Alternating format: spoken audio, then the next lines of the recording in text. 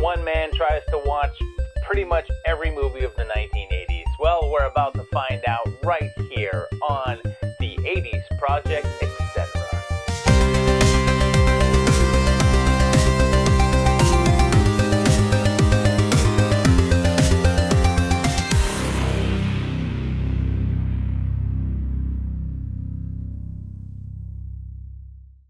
Welcome to this new wing of the 80s Project, and I thought it'd be kind of fun to go back and revisit some of the other genres that I kind of had to skip over. So you have the 80s Project, which focuses on all of the horror films of the 80s. I have the 80s Project Sci-Fi Edition, which does all the sci-fi, fantasy, superhero, kaiju stuff. But, you know, that left all the other genres like dramas and comedies and action films sort of in the cold. And there's a lot of those, and I'm not going to be doing on here what I did with those. I'm not covering every single entry. I just thought this would be kind of fun to go back and cover some of the more notable or cult classics or things that I cared about personally from these years. So each year is only going to take about 3 or 4 episodes to kind of cover. So let's get into find out what other stuff came out in 1980. Our first entry here showed up on February 1st and falls under the category of an erotic thriller as we take a look at American Gigolo.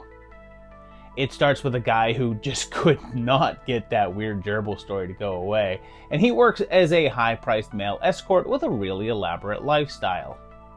He goes on a job and takes care of a little old lady, but then afterwards meets a countess, so watch your buttons, Julian. She turns out to be married, and they flirt a bit, but when he realizes that she's not a client, he leaves. He gets sent on another job where the client is a couple and a man who likes to watch, but he wants him to be rough on her. His pimp is a sort of predator instead of hunting one for once, but then Michelle tracks him down and they start seeing each other. But then, when that woman from the earlier job is killed, he's questioned by the cops, and it's Hector Elizondo, and 10 years later, these two will be in Pretty Woman together as well. Also a movie about sex workers. He gets in deeper with Michelle, even when he finds out that she's a state senator's wife, and would never leave him for political reasons.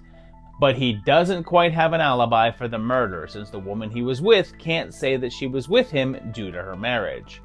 But it seems like someone is distinctly trying to frame Julian, and he's left on his own to figure out what's going on. And sometimes that puts him in front of giant posters for the Warriors, but someone has spray painted an X over it, because maybe they didn't like it? Philistines. To make things more complicated, Michelle's husband knows what she's been up to, and everything starts to collapse around him. And this one has a pretty big pedigree because it's written and directed by Paul Schrader, and he was on the 80s Project with the Cat People, but he's also done 1979's Hardcore, and then later did a number of acclaimed flicks. And I'm kind of shocked that he's only been nominated for one freaking Oscar that he didn't win. This was Schrader's answer to Taxi Driver, since that film had a lead character who had no understanding of sex, and here was one in which it was his entire identity. Originally, John Travolta was set to play Julian, and his casting was announced with some fanfare, but he had to drop out due to the death of his mother. Christopher Reeve was considered as well, but he turned it down, and as did Chevy Chase, and holy crap would that have been a different film. But then finally, Gere was cast. At this point in his career, he wasn't that well known, and this is the movie that set him up as a leading man. The budget was modest at $5 million, and it went on to get mostly good reviews and was a nice size hit, earning over $50 million. It got the most attention for the soundtrack by Giorgio Moroder, and it was nominated for a Golden Globe for it, and the song Call Me by Blondie was written for this film. Weirdly, it got a semi-sequel in 2022, a television series on Showtime with John Bernthal as Julian looking to reconnect with Michelle after spending 15 years in prison, diverging from the ending of the original film. Oh, it's also notable for being one of the very first bigger budgeted studio films to have their leading man go full frontal. And it's a 3.5. I love Schrader's stuff, and this is a cool, atmospheric film with a lot going on, but it's maybe just not as deep of a character study as I was hoping for, or maybe I just don't think Gere is the best fit for the role, but it's still a very good film. I was hoping for great. The cultural significance is a 3.5 since it was a nice hit and featured some big names attached, but it wasn't quite the type of phenomenon that other films of the same era were. Should you watch it? Yeah, go check out Richard's gear stick. Oh my God. On that very same day, February 1st, we have our first entry in the comedy realm as we take a good hard look at a Fatso. Well, no, that's just mean. I mean, I know I'm heavier than I used to be, but you don't have to call me out like that. We meet the DiNapoli family, including little Dominic. And all his life, his family are jamming food down his face anytime he's sad. He has a cousin named Sal that's also really into eating food, and they all grow up. And Dominic is dun Captain Chaos. Well, speaking of chaos, Sal dies of a heart attack, which seems to affect Dom's older sister, Mrs. Robinson, the most. She gets worried that Dominic will die the same way and wants him to lose weight, but food is a big part of his life. His little brother is Officer Levitt, and his brother-in-law is this guy. And man, I know him from so many things, but not one character I can just say the name of. And the depressing bit is that all of the main characters that I've talked about, out of all of them, Robert Costanzo is the only one that's still alive. Well, at first, Dom doesn't take his sister seriously, but after dancing around and losing his breath and getting winded, he decides to go see the doctor. They give him a huge list of food that he can no longer eat, which devastates him, and he tries to stay true to it, but fails. Then, when he meets Lydia, a woman who works down the street, he falls head over heels, but is afraid to ask her out for fear of rejection. He starts taking more extreme measures in order to stay away from eating, but he starts getting more and more irrationally hungry. And here's the weird part. This film was both written and directed by Anne Bancroft, and it was her directorial debut and also final film. At the time, she was married to Mel Brooks, and he had just started up a new production company called Brooks Film, and this was the first project that they took on. And it's a bit wild that when they made this film, DeLuise was known as a fat actor. And here, he's actually thinner than the majority of sitcom dads out there. There's no budget listed, but I feel like it's likely not too high. But when it was released, it wasn't well received, and most of the reviews stated that it was a disappointment considering the talent behind it. It did okay with ticket sales though and brought in $7 million, and then had decent rotation on cable, but never really stuck when it came to longevity. And I'll give it a 3.5. I like it, and DeLuise does a great job in a more serious role, but it's just a little too uncommitted to either being a strong drama or lightweight comedy, and it's either not enough or too much of either. But I boosted it an extra 0.5 for the really great and emotional ending. The significance is a 2 since it doesn't really make a splash and wasn't much talked about, but it did get enough cable play and has a solid roster of stars involved to boost it a bit. Should you watch it? I'd say yeah, because it is charming, even if it doesn't fully land. You eat $40 worth of Chinese food and you're sorry? Well, in 2025, that's like an entree and a half. 1 week later, on February 8th, we're staying in the realm of comedy, but maybe going a little bit lighter in tone with Hero at Large. We're in New York City, and there's promotion for a comic book character called Captain Avenger, and then we have Jack Tripper, and he's just discovered his girlfriend is pregnant. But whoops, not really, they're just actors rehearsing a scene together. Seems that Steve is having trouble finding a juicy role, and there's a new Captain Avenger movie coming out, but he's more interested in his new neighbor, Jack Ryan's wife. He gets a job doing live appearances as Captain Avenger at local theaters and impresses this teenager right here that should probably be in a blue Speedo about now, shouldn't he? After work, he goes to a convenience store, but a couple of hoods come in and try to rob them, but Steve jumps into action in full costume and they go running. He gets pretty excited about it, but even more so the next day when it makes the news and people are perplexed about his true identity. But then the movie people get curious about who he was, and a mayoral candidate does too, with the help of R.J. Fletcher, and the temptation becomes too great, so he dresses up in the costume and listens to police band radio to look for crime. He manages to find a car chase and makes the crooks crash, but he gets shot. Jay helps him out and they get closer, but in the meantime, the PR company figures out his identity and they try to court him into helping with the campaign and going back out to help the city, although he's afraid of getting shot again and declines. But can he resist going back into action and being a hero? At large? And this was directed by Martin Davidson. He has a somewhat modest filmography, but started out with a film called The Lords of Flatbush that had a young Stallone and Henry Winkler in it. They shot this one under the title of Captain Avenger, and keep in mind, this was just 2 years after superhero films changed with the release of Superman, and this can be considered one of the very first deconstructions of the genre, and is vaguely a precursor to things like Kick-Ass or Super. Weirdly, even though this is a generally optimistic film that's more upbeat than anything else, there's a number of references and parallels to Taxi Driver, even sharing a few cast members. On a small note, Ann Archer auditioned for Lois Lane, but obviously wasn't chose, so this can be seen as her lowest role.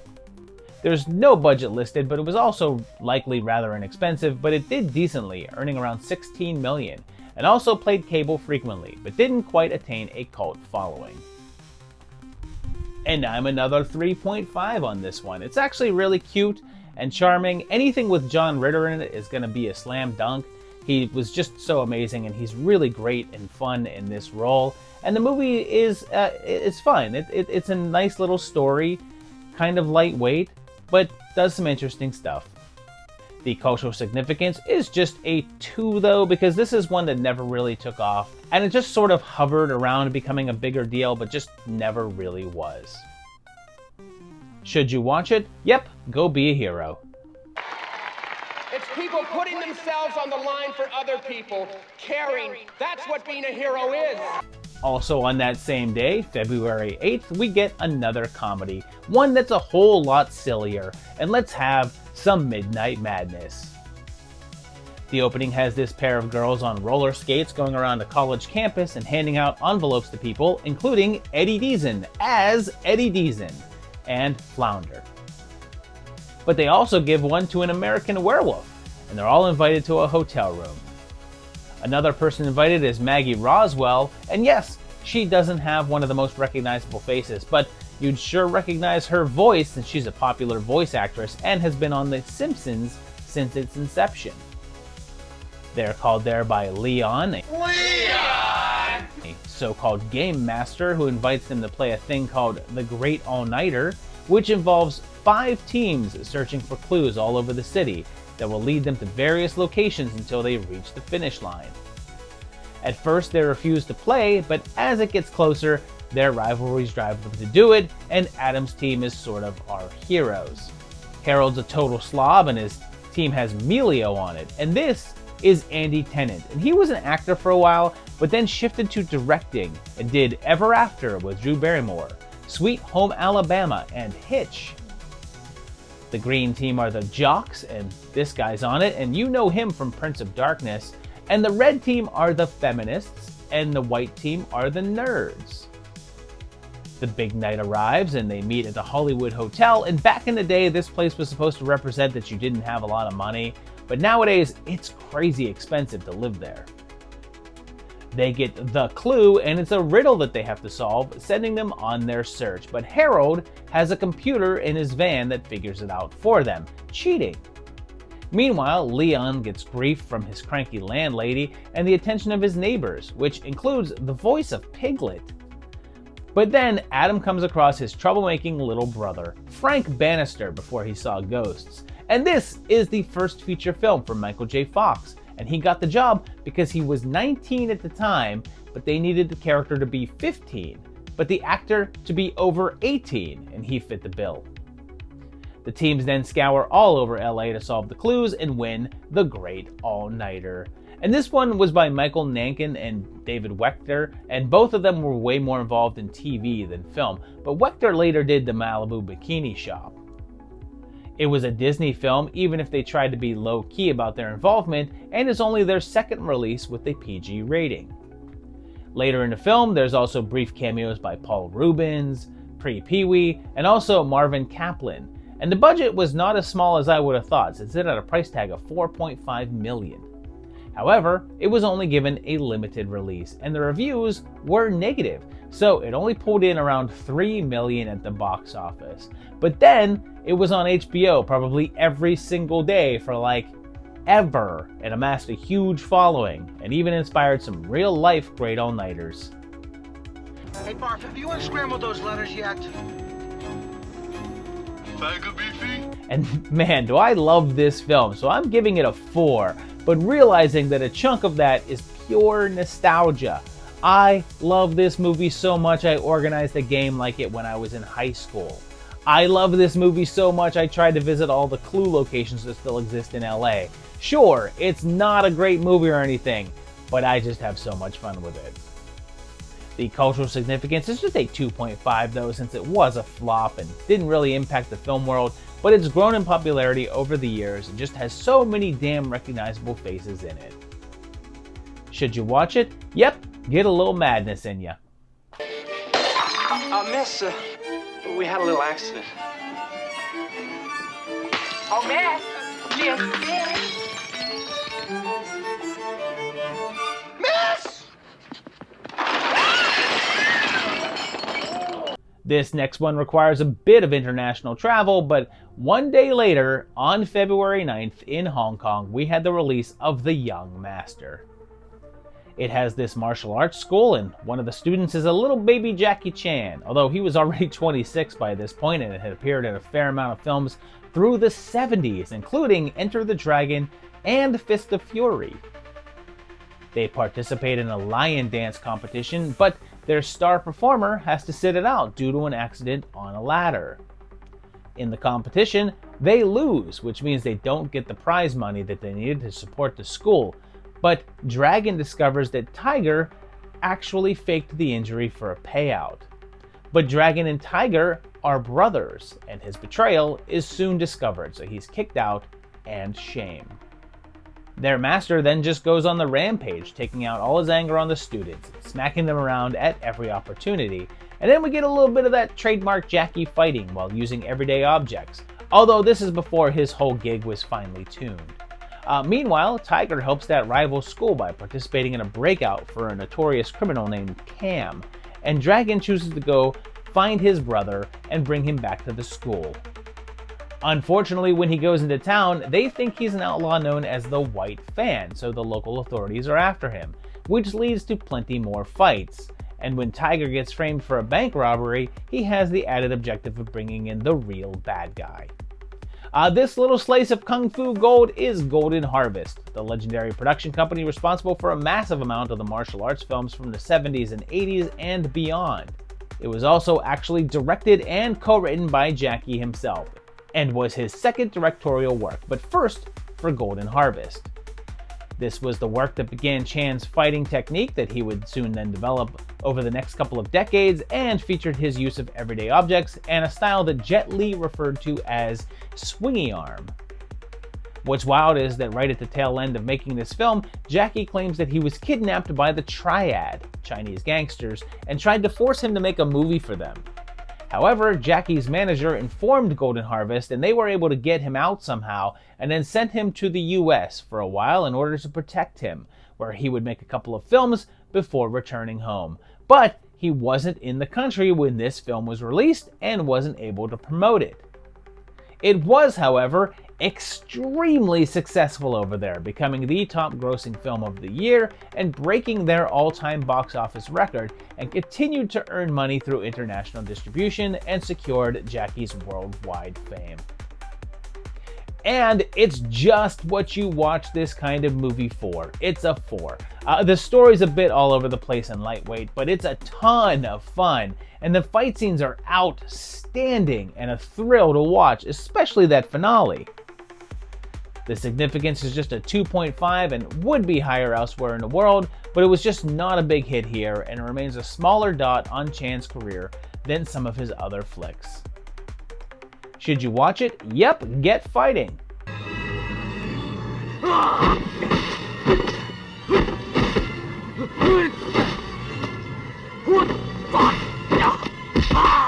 Fast forward to the ending of the month, and we're going to switch to a more dramatic entry on February 29th, Leap Day, and it's the 9th configuration. It begins with a shuttle launch that's aborted because an astronaut has a meltdown, and I'll talk about him later.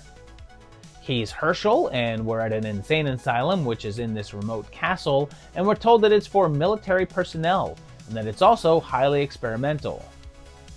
Officer Stadenko shows up as the new head of it, and Dr. Chalice works there as well, as does Father Dyer, but Exorcist 3 Dyer. He settles in, surprised at what he sees, and starts to meet the patients there, including George DiCenzo. And he's also a big thing in voice acting, and he's done a ton of cartoons, and he's the voice of Hordak. He meets Cutshaw, and they detail his breakdown before the launch, but he seems far gone and gives Kane a St. Christopher medal. But Father Karras is also there, as is Lieutenant Spinell, played by Joe Spinell, and they theorize that several of them are faking their illnesses to avoid combat, as this is set during the Vietnam War. Mr. Eddie is there too, and Kane seems like he has some issues of his own, with recurring bad dreams. They decide to allow the inmates to put on a play, as Reno wants, as he would like to put on a version of Hamlet with dogs. They discuss religion and life, and Kane's brother was named Vincent, also known as Killer Kane, as he was a murderer, but Hudson has some skeletons in the closet of his own. There's also an appearance later on from Richard Lynch as a biker thug in a bar, and also this guy, Mustache Man from Looker. And this one is the directorial debut of writer William Peter Blatty, and is one of only 2 films that he made. And if that name's not familiar, he's the man who wrote the Exorcist novel and also the screenplay for the film. This one was based on another of his books, one from 1966 called Twinkle Twinkle Killer Kane, and the intention was to have William Friedkin direct again, but it took a very long time to find anyone that was interested in making it, and Blatty ended up having to put up half of the film's $4 million budget on his own. Since a good deal of the funds were his own, he was given complete creative control of the film and was able to cast a number of his preferred actors, but then they had issue with distributors, and finally managed to have Warner Brothers handle it, but they did some limited runs in test markets and it performed poorly. So they returned the rights to Blatty and let him find someone else to distribute. Then it ended up with UFD, and they put it out as Twinkle Twinkle Killer Kane, but it didn't make any money. Luckily though, it got critical acclaim and a number of Golden Globe nominations, and it won one for the screenplay, and a few years later got a re-release under the 9th configuration title. Oh, and I said I would mention that astronaut character, and that's because Billy Cutshaw, the character, is meant to be the same astronaut that's at Reagan's house in The Exorcist, the one that she tells that he's going to die up there. And it's insinuated that moment is part of why he lost his mind. And I'll give this a 3.5. I find it a really interesting film, but I'm just not sure if it's saying what it thinks it's saying, and it's perhaps too dry in the method it's telling it. Like, I like watching it though, and the editing is just wonderful. And if you're a fan of Exorcist 3, this has a similar tone, if wildly different theme. The CS is just a 2 though, since it wasn't well known, didn't make a splash, and is hardly spoken of, but has a nice roster of stars attached. Should you watch it? Yes, configure it soon. Colonel, do me a favor, please. Explain to this moron here that in none of the plays of Shakespeare can there be a part for Superman. So this next one debuted on March 6th at Filmex in Los Angeles, but never really got a wide release here. And it's our first documentary, music-based film? Not sure, but it's the Great Rock and Roll Swindle. It starts with a voiceover from Malcolm McLaren, music manager, and he was the manager of the Sex Pistols, and offers up an alternate fictional story of how they came together. And we see a big bonfire as a group of people in revolutionary dress burn their merchandise. We then see an audition in 1978 where people try it out to be Sex Pistols, and Sid is wearing a swastika shirt. And oh, Sid, oh, you're so edgy. You such edge. Full of edge. There's then some musical numbers from the band while some voiceover is over top, and I guess we have Steve Jones, the Pistols' guitarist, as a PI who is trying to uncover the band's dirty secrets. And they go back to a woman that claims to be Johnny Rotten's music teacher. And here's the interesting thing. In this film, they say that McLaren was the one that formed the band and brought them together, although they had formed on their own in 1972 and asked McLaren to take over as their manager in 74. So this is an alteration of the official story. And keep in mind, this is less of a documentary than it is a mockumentary, but it's not even really that as much as it is a series of vignettes and skits with the band and others from the music scene, and is both written and directed by Julian Temple, who was connected with the band for a while before the film was shot, and he did several of their music videos and later directed a huge number of big videos, although he occasionally dipped into narrative films as well, and later did Earth Girls Are Easy. One thing to note is that the Pistols broke up in 1978 when John left the band, and Sid died 1 year later, in 1979, and nearly all of the footage in the film is from early in 78. So the only times he appears is in the footage they shot while performing or out on the road. The elements of the film that were shot for the actual film don't feature him, as he wanted nothing to do with it. Later, Temple would return to do another documentary called The Filth and the Fury, which was a little more straightforward and was more from the perspective of the band as opposed to being McLaren's show. And I guess your opinion on this may rely on your opinion of the band, but for me, this is a 3. I'm not a Pistols fan. I was more to the Ramones and Descendants, but I do respect their impact, and I also think that this is a touch disengaging as a film.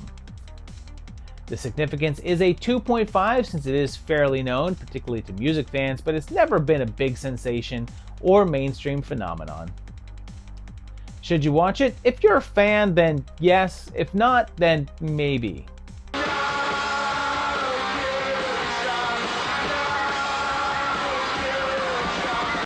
Next, on April 26th, we have a film that I feel like I should call more of a comedy, but it's actually a touch more of a drama than expected, and it's Where the Buffalo Roam.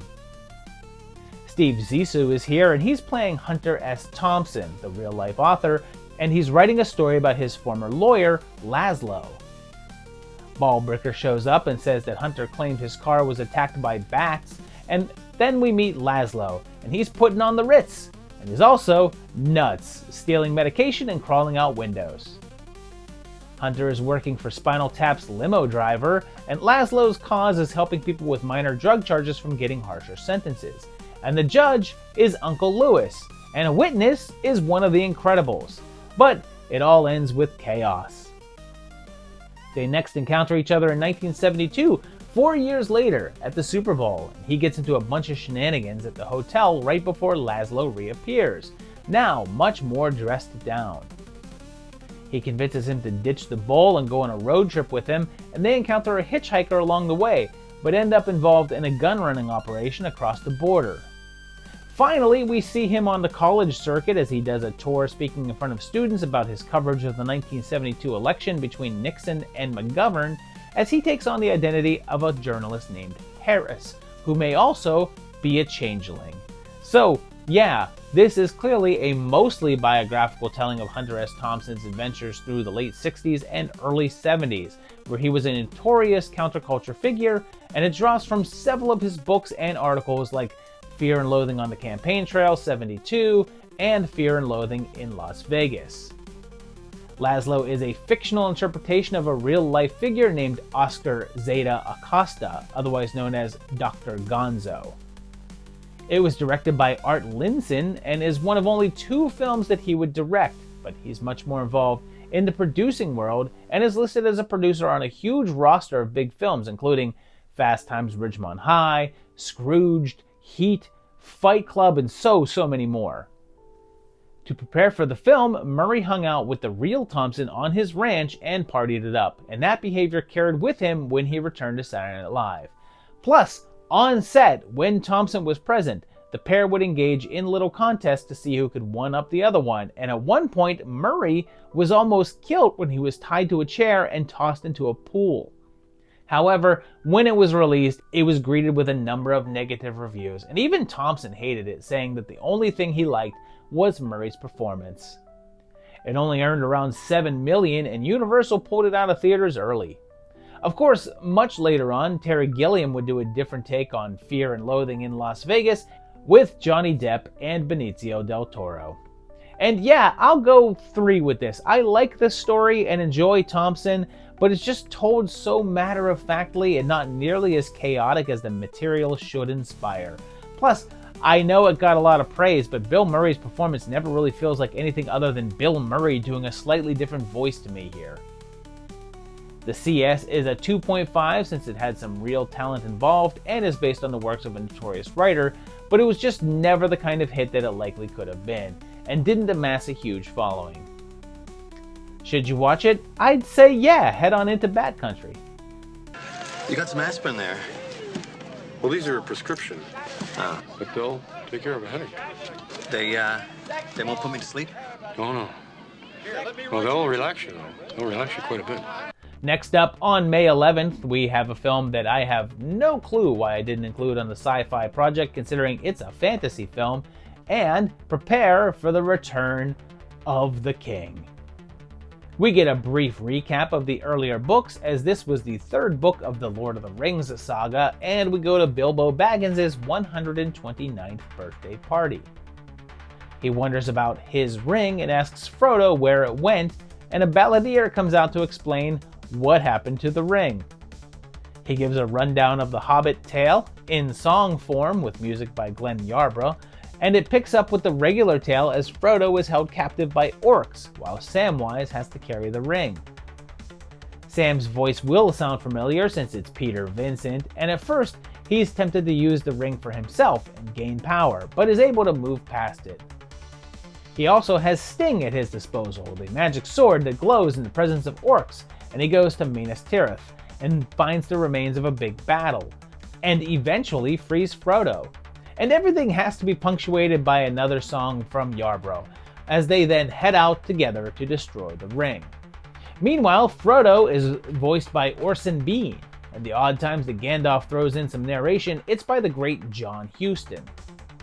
They have to evade a Nazgul, and they're slightly less intimidating here than they would be later on in the live-action films, and at the same time, there's that other battle with Gandalf and Pippin showing up and having to face off against the Witch King, who can be killed by no man.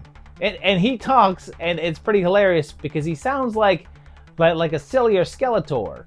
Come not between the Nazgul and his prey! Of course, the riders of Rohan show up to help out, but the boys have to face down Gollum as well. So, this one is weird because it's the adaptation of the 3rd book of the series, and for whatever reason, it was always intended as such. You see, in 1978, there was an animated version of The Lord of the Rings by Ralph Bakshi, and it covered a rushed version of the first 2 books, but its sequel was cancelled. Rankin Bass, the animation company that made The Hobbit back in 1977, was then set to do a follow-up to it, and it's occasionally said that they made this to cover the fact that the Bakshi version never happened. However, it had always been their intent to do Return of the King as the sequel. It was a TV movie, and that's what caused an issue. It seems that Rankin Bass only had the rights to do an animated feature of the book and never discussed television rights, so they threatened a lawsuit, potentially jeopardizing the release date. Thankfully, they were able to come to an agreement before the release. The reviews for it were okay, and it did well enough, but it's hard to tell how well since it was a TV movie, although Rankin later said that he felt it wasn't very good and that they tried to cram in too much. A weird extra is that later, when Rankin Bass went under, Warner Brothers acquired the rights to a chunk of their catalog, including this film. And they also owned Bakshi's film, so they marketed it as a trilogy with that one, as well as The Hobbit, which is how I first saw these films. And it's pretty strange since they don't continue from each other and the animation style is so wildly different. Plus, I think you know that this story would be adapted again in 2003, although it passes on the musical number for the orcs. And there's some good here, but it's also not very good, so I'll go 2.5 with it. The songs are so corny, but I kind of love them. But it's just making this story feel so off. Plus, the animation style just doesn't fit. Like, their look was cool for The Hobbit, but this is a different kind of story. The significance is a 3 since it's the first feature adaptation of the tale and it's one of the most well-known book series of all time, but this particular version wasn't seen as much and just didn't win people over. Should you watch it? I'd say yes. It helps to have knowledge of the story first since it all feels very rushed, but still worth a look. No living man may hinder me. But no living man am I. You look upon a woman. Eowyn am I. We're going to round out this block with some comedy on June 20th, and oddly enough, like Where the Buffalo Roam, also linked with SNL, and let's go on a mission from God with the Blues Brothers. We're in Illinois, and Bluto Blutarsky is released from prison, and he's picked up by his brother, Ray Stantz. They're both in their trademark look, black suits with white shirts, hats, and sunglasses, and they have to fulfill a promise by returning to the orphanage where they were raised. There, they talk to the Penguin, the nun that runs it, and she says that the place is in trouble, as they owe over $5,000 in back taxes. While there, they run into their old friend Curtis, and this is freaking Cab Calloway, Minnie the Moocher, Mr. Hattie Ho, and he still works there and may also lose his place. So, they go to church, but not just any church, one led up by the hardest working man in show business, Mr. James Brown. While they're there, Jake is struck with the inspiration to reunite their old band, but they don't quite know where they all are and now have to go on the hunt to track them all down. Problem is that Elwood has a bunch of unpaid parking tickets and they want to impound his car, leading to a massive car chase that includes Creighton Duke. But that's not all, because for some reason, Princess Leia is trying to blow them up with a rocket launcher, and Uncle Buck is the cop on their case. Their hunt for their band brings them to Paul Rubens again for the second time this block, and then Mr. Wormwood is the head of the Illinois Nazis, and the boys have the appropriate response, which is to almost run them down, which is exactly what you should do with Nazis. But then also John Lee Hooker, the great Aretha Franklin, and the amazing Ray Charles.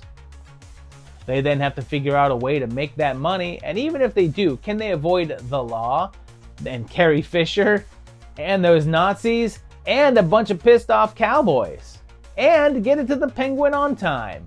Okay, so look, like the Blues Brothers started out as a sketch on SNL where the boys were playing a song as the B characters and liked playing music so much so that they started doing a few more appearances as the Blues Brothers with a full band, and Aykroyd started to flesh out their backstories. They even put out an album that did huge numbers and went platinum. At the same time, Animal House had come out and Belushi became a much bigger star, so they figured the next step was to do a film. That sparked a bidding war and Universal won out, and they reunited Belushi with his Animal House director, John Landis. The budget was only $12 million at first, but then it rose to $17 million, but eventually rose to over $27 million. The shooting was plagued with issues since both Belushi and Fisher were dealing with drug problems, but Belushi's were far more apparent and problem-causing on set. It had gotten so expensive and was such a chaotic shoot, compounded by the fact that they had started filming without a finished script, that everyone was counting on the film being a huge bust. But then it was also affected by racism. The cast featured so many prominent black musicians that the head of Mann Theaters said that he couldn't put it in that many theaters. He didn't want it in predominantly white neighborhoods because he both figured that white audiences wouldn't go see a movie with so many black stars, and he didn't want a black audience to go to white neighborhoods to see the film because heaven forbid, I guess. So in its opening weekend, it played less than 600 theaters, which is almost half of what was standard at the time. But oh boy were they wrong, since it brought in a combined $115 million in worldwide box office, making it a big success, and the reviews were mostly positive. It would then amass a huge cult following and get a ton of cable play, and was incredibly beloved. Of course, Belushi would die just 2 years later, making any sort of a follow-up unlikely, but they did make a sequel in 1998 called Blues Brothers 2000, with John Goodman filling in for Elwood's partner, although as a different character. They've also done live performances with John's brother, Jim Belushi, performing with them as well. There's even been a stage musical for them called The Blues Brothers Musical, and a video game that was released in 1991. And how do you not love this movie? I'll give it a 4.5. Sure, it doesn't have much of a plot or character work, but it's just so damn fun. And the performances are some of the best you're getting in a comedy musical film. And those car crashes, oh my god, those car crashes. The cultural significance is the same, since it's hugely known and was very popular, was considered one of the best comedies of all time, and is easily the best film to be made of SNL characters, and spawn a sequel and live shows.